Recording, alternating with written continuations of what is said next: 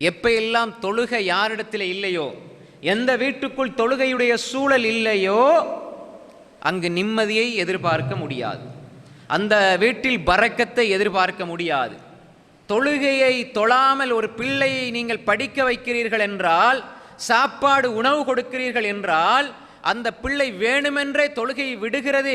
ஆனால் நீங்கள் இந்த பிள்ளை படித்தால் போதும் என்று உணவு கொடுக்கிறீர்கள் என்றால், ஒரு வகையில் இது பாவம். தொழாத காஃபிருக்கு நீங்கள் உணவு கொடுக்கிறீர்கள். அல்லாஹ்வுக்கு மாறு செய்கிற வேண்டுமென்றே தொழுகையை விடுகிற ஒரு காஃபிரை நீங்கள் உருவாக்குகிறீர்கள். தொழுகையை விடுவதற்கு ஒருபோதும் நீங்கள் அனுமதித்து விடக்கூடாது. நீங்களும் தொழுகையை விடக்கூடாது, உங்கள் பிள்ளைகளுக்கும் தொழுகையை விடுவதற்கு அனுமதி கொடுக்கக்கூடாது, உங்கள் மனைவி மக்களுக்கும் தொழுகையை விடுவதற்கு அனுமதியை வழங்கக்கூடாது. இது உங்கள் குடும்பத்தில் இருக்கிற நிம்மதியை சீர்குலைத்துவிடும். நீங்கள் செய்யலைண்டா உங்களோட நிம்மதி போகிற மாதிரி, உங்களோட வீட்டில் இந்த தொழுகை இல்லை என்றால் வீட்டினுடைய நிம்மதியும் பரக்கத்தும் போய்விடும். அல்லாஹுடைய அருள் அந்த வீட்டுக்கு இறங்காது, கிடைக்காது. ஏன்? அல்லாஹ்வுக்கு மாறு செய்கிற கூட்டமாக, அல்லாஹ்வுக்கு மாறு செய்து கொண்டு வாழ்கிறவர்களுக்கு நிம்மதி கிடையாது சகோதரர்கள்.